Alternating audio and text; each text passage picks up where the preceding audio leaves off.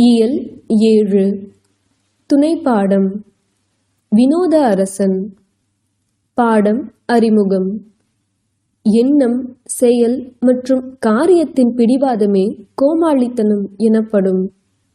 இந்த மோகம் எதிர்மறையாகவும் நேர்மறையாகவும் இருக்கலாம். செய்யும் செயலை நல்ல சிந்தனையுடன் செய்ய வேண்டும். இல்லையெனில் நாம் கேலிக்குரிய பொருளாகவும் மாறலாம். வாழ்க்கை மதிப்பு. அதிகமான பொழுதுபோக்கை தவிர்த்தல், விவேகத்துடன் செயல்படுதல், யாருடைய சூழ்ச்சியிலும் சிக்கிக்கொள்ளாமல் இருத்தல். பல வருடங்களுக்கு முன்பு ஒரு அரசர் இருந்தார். புதிய ஆடைகளை அணிவதில் மிகுந்த ஆர்வம் கொண்டிருந்தார். புது புது ஆடைகளை தயாரித்து அவற்றிற்காக அதிக செலவு செய்து வந்தார். இதை தவிர வேறு எதிலும் ஆர்வம் காட்டவில்லை. அவர் விளையாட்டை பார்ப்பதையோ வேட்டையாடுவதையோ கூட ரசிக்கவில்லை. அவர் புதிய ஆடைகளை விரும்பினார். அவர் புது ஆடைகளை அணியும் போதெல்லாம் அவரது நடைப்பயணம் ஆடம்பரமாக நடைபெறும். புதிய ஆடைகளை அணிந்து மக்கள் முன் வந்து காட்ட எந்த சந்தர்ப்பத்தையும் அவர் விட்டு கொடுக்கவில்லை. அரசனிடம் ஆயிரக்கணக்கான விதவிதமான உயர்தர ஆடைகள் இருந்தன. ஒவ்வொரு மணி நேரமும் அவர் ஆடையை மாற்றிக்கொண்டே இருந்தார். ஒரு மன்னனை சந்திக்க செல்லும் போது பேரரசர் தனது அரசவையில் பாதுகாப்பாக அமர்ந்திருப்பதாக கூறப்படுவது போல இந்த மன்னனுக்கு மன்னன் தனது ஆடைகள் உள்ள அறையில் பாதுகாப்பாக அமர்ந்திருப்பதாக கூறப்பட்டது. இந்த செய்தி அறிந்த 2 திருடர்கள் பேரரசரின் நீதிமன்றத்தை அடைந்தனர். அவர்கள் தங்களை சிறப்பான ஆடைகளை உருவாக்கும் திறமையான நெசவாளர்கள் என கூறிக்கொண்டார்கள். அவர்கள் அரசரிடம், மன்னா, எங்களால் மிக அழகான ஆடைகளை உருவாக்க முடியும். இந்த ஆடைகள் முட்டாள்கள் தங்கள் கண்களால் காண முடியாத ஒரு குணம் கொண்டதாக இருக்கும். இதன் மூலம் யார் முட்டாள் யார் புத்திசாலி என்பதை எளிதாக கண்டறியலாம் என்றனர். அரசன், அட, அத்தகைய ஆடைகள் மிகவும் பயனுள்ளதாக இருக்கும். அப்படிப்பட்ட ஆடைகள் என்னிடம் இருந்தால் என் அரசவைக்காரர்கள் மற்றும் வேலைக்காரர்களில் யார் முட்டாள் யார் புத்திசாலி என்பதை நான் எளிதாக கண்டுபிடிக்க முடியும் என நினைத்து உடனே அவர், எனக்கு அத்தகைய துணியால் ஒரு ஆடையை உருவாக்க வேண்டும் என்று கட்டளையிட்டார். அவர் காசாளரிடம் சொல்லி நெசவாளருக்கு அதிக பணம் கொடுத்து அவர்களை உடனடியாக வேலையை ஆரம்பிக்க சொன்னார். திருடர்கள் 2 தறிகளை அமைத்து வேலை செய்ய தொடங்கினர். தறிகளில் வார்ப்பு அல்லது நெசவு இல்லை என்றாலும் அவர்கள் பணியில் ஈடுபட்டிருந்தனர். அவர் நேர்த்தியான பட்டு மற்றும் தூய தங்கம் மற்றும் வெள்ளி சரங்களை கேட்டு அவற்றை தனது மார்பில் வைத்திருந்தார்.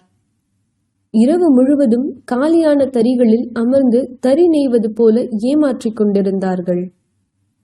சில நாட்களுக்கு பிறகு நெசவாளர்கள் எந்த வகையான துணியை தயாரிக்கிறார்கள் என்பதை பார்க்க வேண்டும் என்று மன்னர் நினைத்தார்.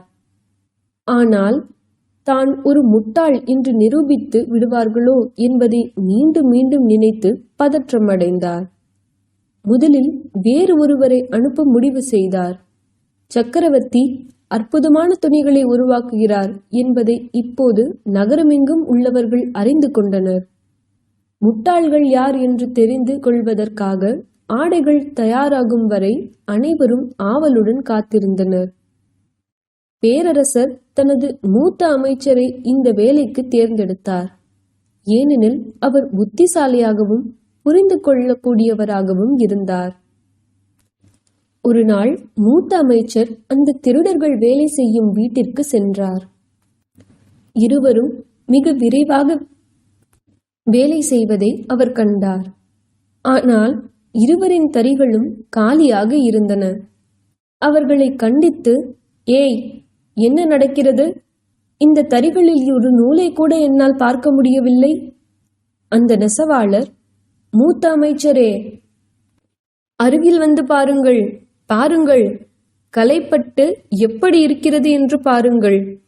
இந்த பூக்களும் இலைகளும் எப்படி இருக்கிறது என்று கொஞ்சம் கவனமாக பாருங்கள். நாங்கள் இன்று வரை இவ்வளவு அழகான துணியை தயார் செய்தது இல்லை என்றான் பெருமையாக. வயதான அமைச்சர் பார்த்து கொண்டே இருந்தார். ஆனால் அவரால் எதையும் பார்க்க முடியவில்லை. அவர் நினைத்தார், என்ன இது, நான் முட்டாளா? அமைச்சராக இருக்க எனக்கு தகுதி இல்லையா? அதனால்தான் ஒருவேளை இந்த துணியை பார்க்க முடியவில்லையா? அதற்குள் திருடர்கள், அமைச்சர் ஐயா, ஏன் எதுவும் சொல்லாமல் இருக்கிறீர்கள்? துணி பிடிக்கவில்லையா என்று கேட்டனர். அமைச்சர் கண்களில் கண்ணாடியை போட்டு உற்று பார்த்துவிட்டு, ஓ, ஆஹா, நீங்கள் சிறப்பான துணிகளை உருவாக்கி வண்ணங்களை கவனமாக தேர்ந்தெடுத்து பயன்படுத்தியுள்ளீர்கள். மேலும் கலைப்பட்டு வேலை எங்கள் சிறந்த கைவெங்கினால் கூட இவ்வளவு நேர்த்தியாக செய்ய முடியாது. வேலை மிக வேகமாகவும் மிக அழகாகவும் நடந்து வருகிறது என்று அரசரிடம் சென்று சொல்கிறேன். திருடர்கள் அவர்களின் பாராட்டை கேட்டு மிகவும் மகிழ்ச்சியடைந்தனர். அமைச்சர் முன் தாங்கள் நெய்த ஆடைகளை காட்டினர். அமைச்சர் எல்லாவற்றையும் கவனமாக கேட்டுவிட்டு சென்று மன்னனிடம் சொன்னார். இப்போது மேலும் சில பொருட்களும் பணத்தையும் திருடர்கள் கோரியதால் உடனடியாக கருவூலத்தில் இருந்து பணம் ஏற்பாடு செய்யப்பட்டது. பேரரசர் இரண்டாவது முறையாக தனது அரசவையில் ஒருவரை அனுப்பினார். அரண்மனைக்காரர் அங்கு சென்றபோது அவருக்கு அதே நிலைதான் இருந்தது. அவரும் தன்னை ஒரு முட்டாள் என்று நிரூபிக்க விரும்பவில்லை. எனவே அவரும் நெசவாளர்களையும் அவர்களின் ஆடைகளையும் பாராட்டி பேசினார். பேரரசரின் அற்புதமான துணி தயாரிக்கிறது என்ற செய்தி நாடெங்கும் பரவியது.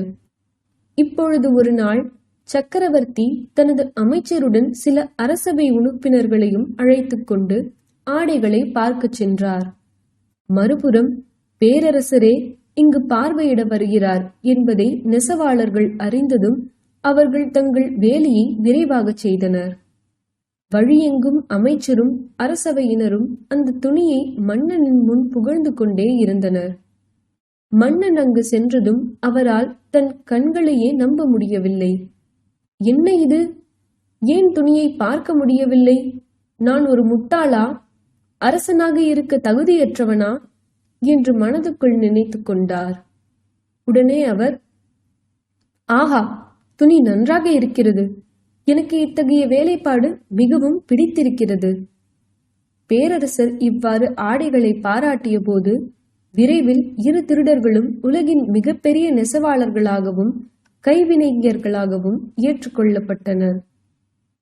அரசவையினரின் ஆலோசனையின் பேரில் பேரரசர் நெசவாளர்களுக்கு ஒரு சிறந்த ஆடை மற்றும் அரச உடையை விரைவில் தயார் செய்ய உத்தரவிட்டார். இதனுடன் நெசவாளர்களுக்கு அரச நெசவாளர்கள் என்ற பட்டம் வழங்கப்பட்டது. சில நாட்களுக்கு பிறகு அரசரின் பிரம்மாண்ட நடைப்பயணம் பெரும் ஆரவாரத்துடன் வெளியே செல்லவிருந்தது. அன்றைய தினம் அரசர் இந்த புதிய ஆடையை அணிந்து கொண்டு பொதுமக்கள் முன்னிலையில் செல்லவிருந்தார். நெசவாளர்கள் இரவு முழுவதும் வேலை செய்தனர். பொய்கள் காற்றில் ஓடிக்கொண்டே இருந்தன. என்ன தைப்பது என்று தெரியவில்லை. பிறகு மிகுந்த மகிழ்ச்சியுடன் சக்கரவர்த்தியின் புது ஆடை தயாராக உள்ளது, வாருங்கள் என்று கத்த ஆரம்பித்தனர். துணியை பொய்யாக இஸ்திரி செய்து சுருக்கங்களை நீக்குவதாக பாவனை செய்தனர். நெசவாளர்கள் அரசவையை அடைந்து கைகளை உயர்த்தி, அரசரே, இதோ உங்கள் பைஜாமா, இது உங்கள் மேலங்கி, ஒரு சிலந்தி வலை போன்ற ஒளி, அவற்றை அணிந்தால் ஆடையே அணியாதது போன்ற உணர்வும் ஏற்படும். இந்த ஆடைகள் மிகவும் இலகுவானவை. மேலும் அரசரே, இந்த ஆடைகள் உங்களுக்கு மிகவும் அழகாக இருக்கும். பார்ப்பவர்கள் ஆச்சரியப்படுவார்கள். அரசவையினரும் ஆம் என்றனர். இருப்பினும் நெசவாளர்கள் கையில் துணி என்று எதுவும் இல்லை. நெசவாளர், அரசே, நீங்கள் ஆடைகளை களைந்து கண்ணாடி முன் நெல்லுங்கள், நாங்கள் உங்களுக்கு புது ஆடையை அணிவிக்கிறோம் என்றனர். பேரரசர் ஒரே ஒரு நீண்ட குர்தாவை தவிர அனைத்து ஆடைகளையும் கழற்றினார். அவரை புதிய ஆடைகளை அணிய வைத்தனர். அனைவரும் அருமை அருமை என்றார்கள். பேரரசர் முற்றிலும் கோமாளியாக தெரிந்தார். தலையில் கிரீடமும் கழுத்திலிருந்த முழங்கால் வரை நீளமான குர்தாவை அணிந்து கண்ணாடி முன் விரைப்பாக நின்றார். வெளியே சோபத்தார் குடையுடன் நின்று கொண்டிருந்தனர். இவ்வாறே அரசர் செல்லும் வழியெங்கும் அலங்கரிக்கப்பட்டு இருந்தது. பேரரசர் தனது அரசவையில் உள்ளவரிடம் ஆடைகளை பற்றி பலமுறை கேட்டார். அவர்கள் ஆடையை புகழ்வதில் சோர்வடையவில்லை. பேரரசரை பின்தொடர்ந்து அவருடைய 2 சிறப்பு பணியாளர்கள் அவருடைய மேலங்கியை சுமந்து செல்வது வழக்கம். இம்முறை அவர்கள் மேலங்கியை பிடிக்க முயன்றபோது எதுவும் கைக்கு வரவில்லை. ஆனால் அவனும் தன்னை ஒரு முட்டாள் என்று நிரூபிக்க விரும்பாததால் பணியாளர்கள் பொய்யாக அரசனின் ஆடையை ஏந்தியபடி பின்தொடர தொடங்கினர். அரசரின் நடைப்பயணமானது முழு உற்சாகத்துடனும் நடந்து கொண்டிருந்தது. அரை நிர்வாண நிலையில் மன்னன் பெருமையுடன் வீர நடை போட்டு நடந்து கொண்டிருந்தார். வழியெங்கும் மன்னனின் புதிய ஆடையை மக்கள் பாராட்டினர். பேரரசரின் ஆடையை பார்க்க முடியவில்லை என்று ஒருவர் கூட சொல்லவில்லை. ஆனால் ஒரு சிறுவன் மட்டும் இந்த காட்சியை பார்த்துவிட்டு உரத்த குரலில், அட, அரசர் அறகுறையான ஆடையில் இருக்கிறார் என்று கத்தினான். மற்றொரு சிறுவன், ஆமாம், வேறென்ன, குர்தா மட்டும் அணிந்துள்ளார் என்றான். மெதுவாக மற்றவர்களும் இதை சொல்ல ஆரம்பித்தனர். இந்த வார்த்தை பேரரசரின் காதுகளுக்கு எட்டியபோது அவர் பெரும் அதிர்ச்சியில் ஆழ்ந்தார். இப்போது அவரை நிர்வாணமாக நடக்க வெட்கப்பட்டார். ஆனால் அவரால் இப்போது என்ன செய்ய முடியும்? அவருடைய நடைப்பயணம் நிற்கவில்லை. அவ்வாறே பெருமிதத்துடன் நடந்து தன் அரண்மனையை அடைந்தார். மக்கள் முகத்தை மறைந்து கொண்டு சிரித்துக் கொண்டிருந்தார்கள். ஆனால் அதன் பிறகு அந்த மன்னனின் புது ஆடைகள் அணியும் மோகம் முடிவுக்கு வந்தது.